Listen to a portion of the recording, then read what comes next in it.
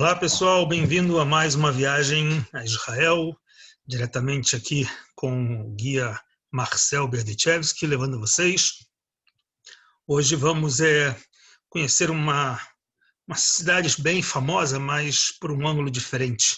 Todos vocês conhecem que em Israel temos a capital, Jerusalém. Na literatura judaica, muito conhecido o termo Yerushalayim como duas cidades.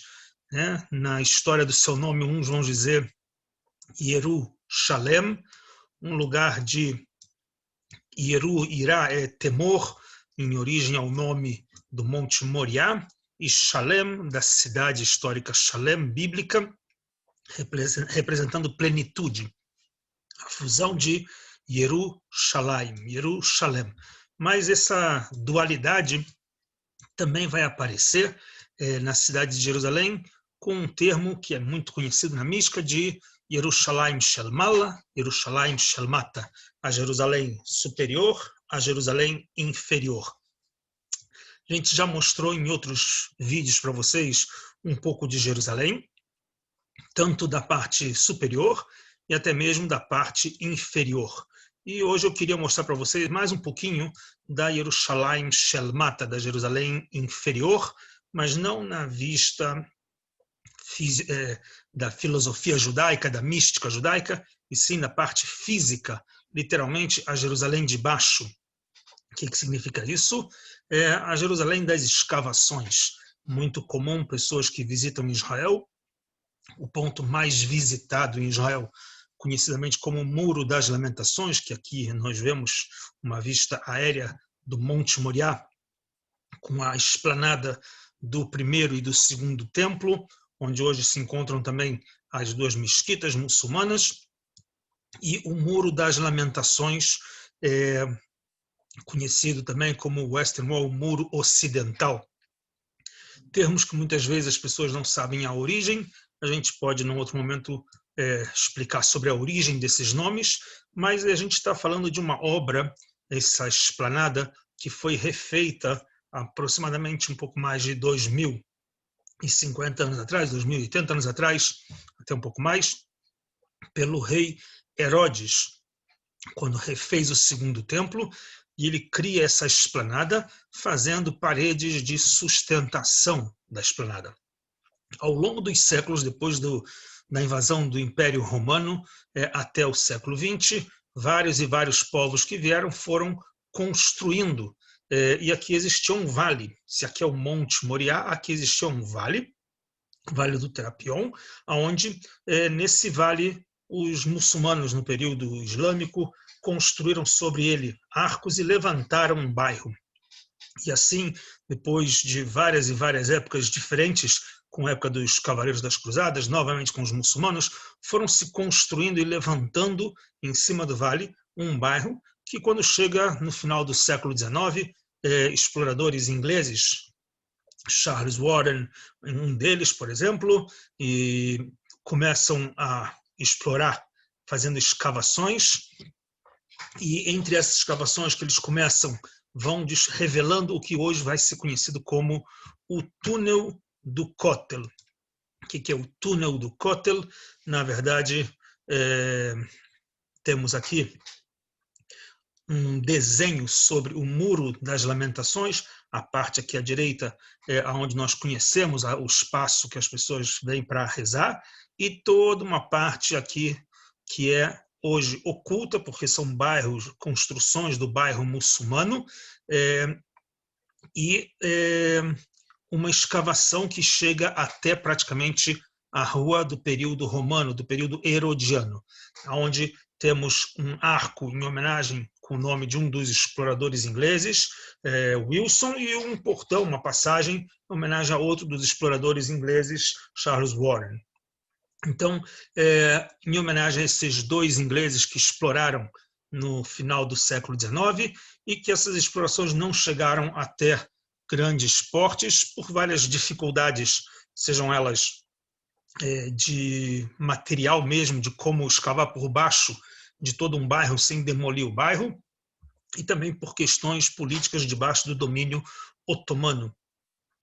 com a Guerra dos 6 Dias, com a mudança de domínio aqui para o controle israelense depois da Guerra dos 6 Dias, na década de 60, em 67, até os anos 90, investiu-se muito e hoje ainda continua se investindo, sendo que grande parte já foi revelada, mas ainda hoje aparecem novas revelações desde o período do Segundo Templo em diante.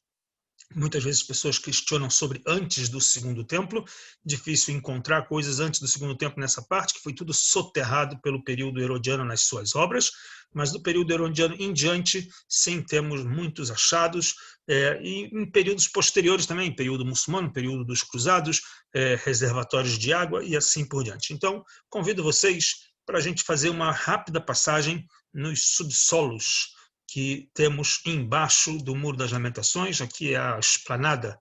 Hoje em dia é uma área renovada, é praticamente um dos pontos de visitação dos mais procurados em Israel, em Jerusalém em especial. Então nós vamos visitar e andar um pouco debaixo dos chamados dos túneis do Kotel, vamos descer para andares inferiores e levar vocês para conhecerem um pouco do que temos dentro das escavações. Salões como esses, por exemplo, aqui temos o arco de Wilson, Keshet Wilson, como é conhecido, um dos arcos que levantava aqui uma ponte que na origem da época herodiana era uma ponte que conectava o Monte Moriá até a entrada da cidade, perto do que hoje é conhecido como Portão de Jaffa.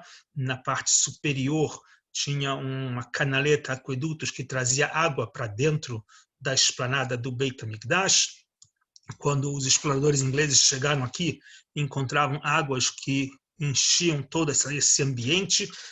Aqui embaixo, nas escavações, mais um andar para baixo, no vidro que temos aqui, para ver mais um ambiente que tem embaixo, foi encontrado um mikve, provavelmente utilizado para utensílios, já que era uma das entradas para os sacerdotes na esplanada do templo, na época que existia a passagem com o templo, era por aqui que os sacerdotes entravam e existia aqui um mikve.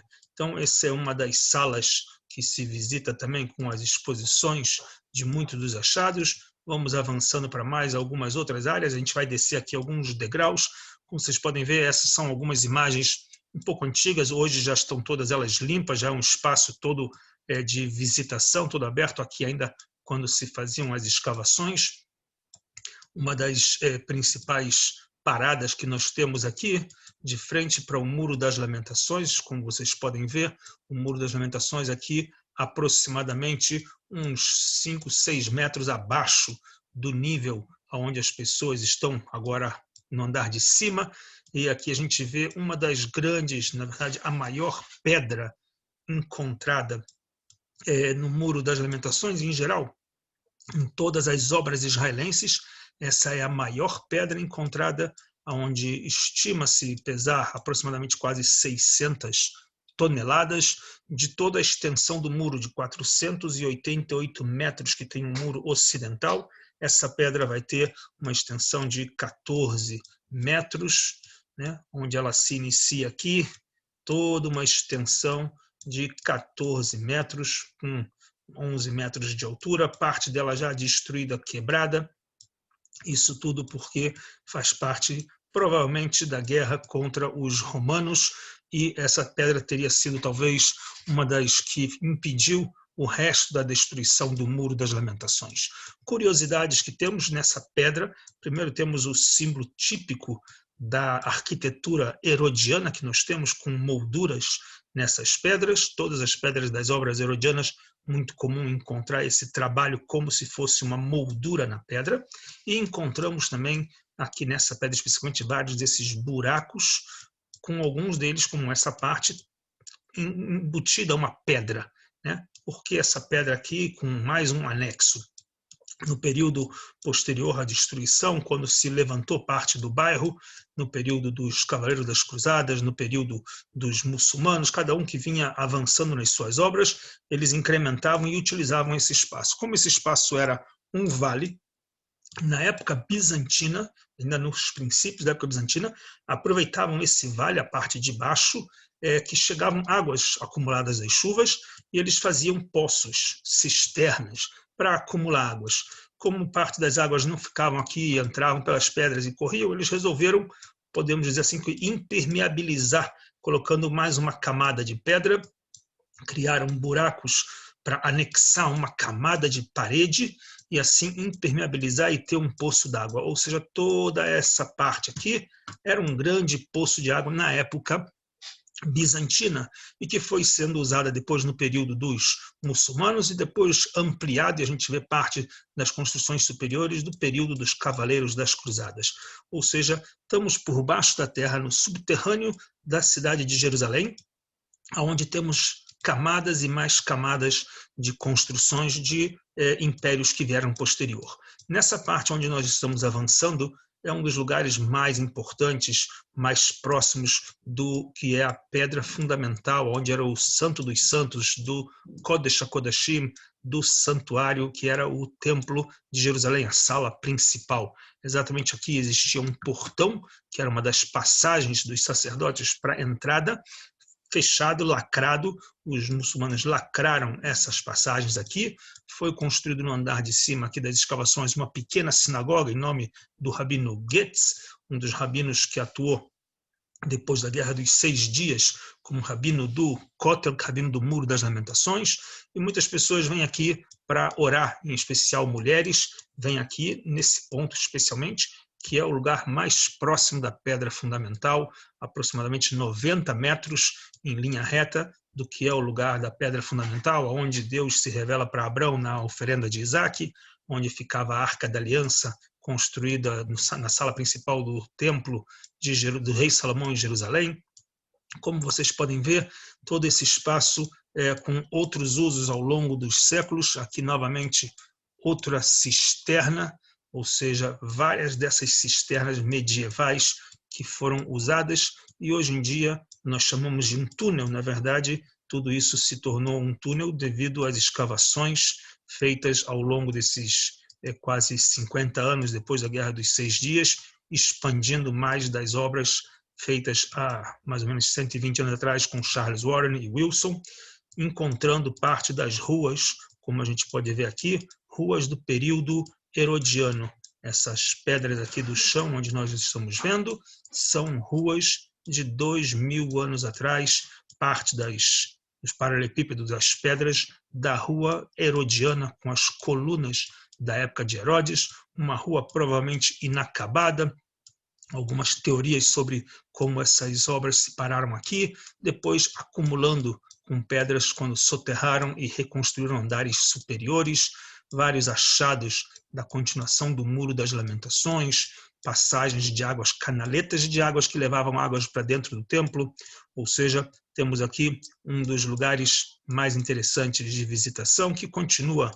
Vamos mais um pouquinho mostrar para vocês.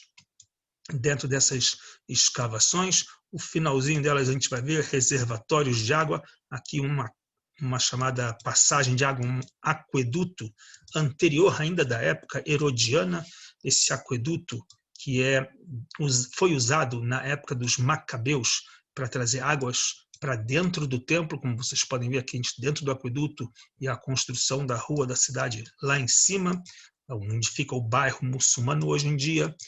Ainda hoje, passado mais de 2000 anos, é um sistema que ainda recebe águas, como vocês podem ver, águas aqui, águas que chegam das chuvas e que foram utilizadas, esses reservatórios, em vários períodos, até praticamente o século XIX, início do século XX, onde os muçulmanos continuaram usando águas, abrindo alçapões no andar, que seria o chão das suas casas, das ruas, abrindo alçapão e jogando um balde para retirar água dessas cisternas, que são parte delas de um pouco mais de 2000 anos, foram evoluindo e foram refeitas construções.